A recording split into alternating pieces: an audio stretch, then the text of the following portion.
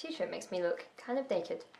But it's fine, that's a great way to start off 2019. So today I'm going to be doing my 2018 favourite. And I realised that I should never do monthly favourites because, to be honest with you, I don't buy enough and I don't switch out my products enough to have monthly favourites. I tend to use consistently the same thing throughout the entire year. Once I've found something good now, I just stick with it, and I don't really see the point in trying something new for the sake of trying something new. I kind of go with the if it's not broke, don't fix it policy at the moment. To start off with the hair, because I think my hair has been looking quite good at the moment, I haven't done anything with it apart from shampooed and conditioned it, and it is very shiny today.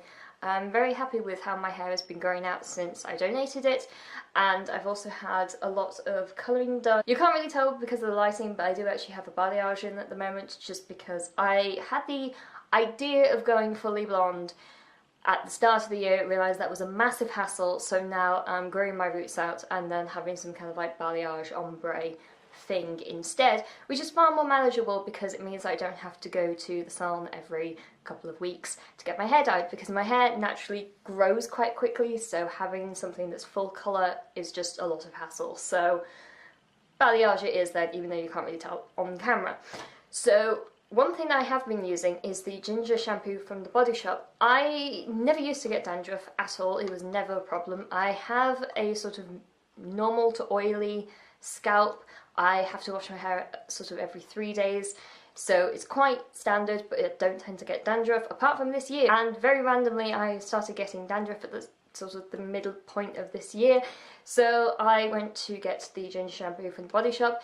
My mum, strangely enough, uses this and has used it for many years, so I knew that it worked. I would say that after the first kind of week, 2 weeks of using this consistently, the dandruff completely went away, and then I use this at least once a week just to kind of keep that side topped up, just to make sure that I don't have any kind of flakiness. One thing that I've been using to get rid of some of the brassiness of my hair, just because after you dye it for a long time and various things means that my hair has a lot of ginger tones to it, and I want it to be kind of more on the cooler end of blonde.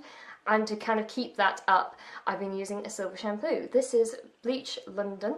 It is not silver, it is bright purple. Don't even know why I'm doing the top. It's not some kind of miracle toner, I will say. I would only notice sort of a few sort of shade differences, and really kind of, especially if the pieces of my hair that was bleached during the balayage and the highlighting, those pieces have gotten really light, but it's not some kind of like miracle white, blonde, platinum blonde cure, but it's at least helping with things. I will say that this is branded as a highly pigmented shampoo.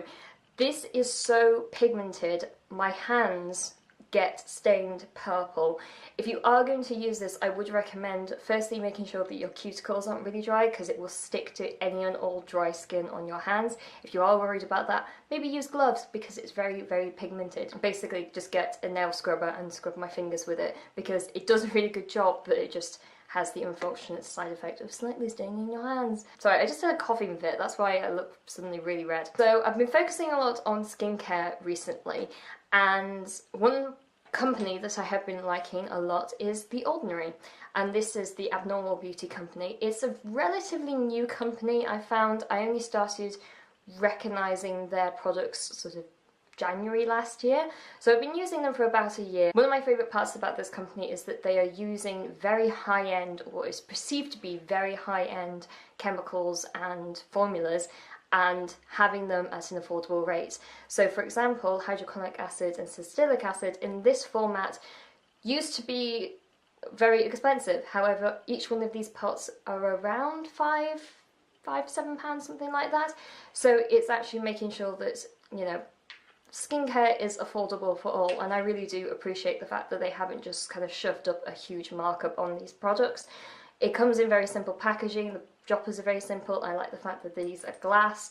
You know, I cannot fault this company. There are tons of different formulas that you can use. I've mainly been using the hydrochloric acid just kind of all over my face as hydration and to keep my skin feeling healthy, and then also the salicylic acid around my spots. The other skincare thing that I've been absolutely loving is the Skin Defense by the Body Shop. I was so happy when I bought this, and I have mentioned this in a previous favourites, but basically it is a essence that has SPF 50 in it, and for somebody who's pale as I am, this is incredibly useful. I've gone through pretty much the entire pot during summer because I am very scared about getting sunburnt. I'm very happy with the fact that it sits really well underneath makeup and is just generally a really great product, and blends in just like a moisturiser, and it really doesn't feel like you've got sunscreen on your skin, which is amazing. Very quickly, one thing that I have been completely loving is the Makeup Revolution Pro Full Coverage Camouflage Concealer. I have the 1C1. I might do a full review about this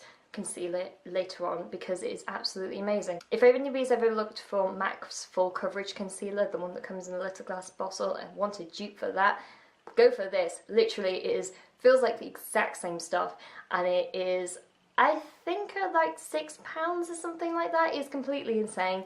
I absolutely adore this. It's a very thick formula, so I would basically use this more as pinpoint concealing rather than sort of trying to blend out, maybe doing like the full Instagram triangle thing for massive amounts of concealer, because it is very thick. However, it's thick and it's pigmented, so you only need to use a very little bit, so incredibly happy with that.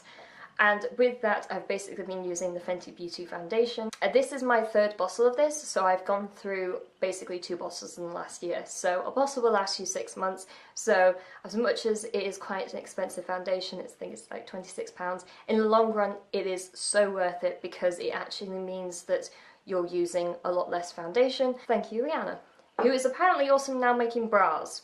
So thank you for that, Rihanna. You've sorted out, you know, the problem with foundation and the fact that nobody can ever find a decent foundation for their skin tone and type, and now you're sorting out the unbelievable markup on bras, so thank you for that. The final company that I'm going to talk about is Ico, and I've been using a few of their products. I've used some of their mascaras. I will say that I did like the 2 mascaras that I had. I had the Black Magic and the Sport, and I thought that they were okay, but I don't think that they were worth the markup that's put on the products. I've actually been using one called Worth the Hype from NYX, which is far cheaper. The Ico mascaras are about £18, and I don't think that they're particularly worth that amount of money. I'm not very picky about mascaras. I do like the rest of the products. For example, I've been using the Black Magic eyeliner and the Me and My Shadow waterproof eyeshadow liner pencil thing. These 2 are really great, and I think they're very unique. The Black Magic liner, mainly because the tip is a calligraphy tip, so it's actually little individual bristles, and it's very fine. And then the Me and My Shadow stick is basically a shadow stick that is retractable, has a little brush on the end, which is very helpful, and it just is such an easy product to use. I've been having these 2 things in my bag, so if I'm needing to go away for an event after work or something, I can put these 2 things on the train. And here's, sorry, there's a coughing fit. That's why I didn't finish Vlogmas, by the way. It's because I was incredibly ill over the last half of December with colds and stuff, so yes, that's lovely. That is it for this haul, and I might do occasional recaps of favourites videos, but I think that maybe a yearly roundup of all the actually the best things would be much better than doing monthly hauls or monthly favourites. And let me know what your favourite products of 2018 were, and I shall talk to you guys later. Bye!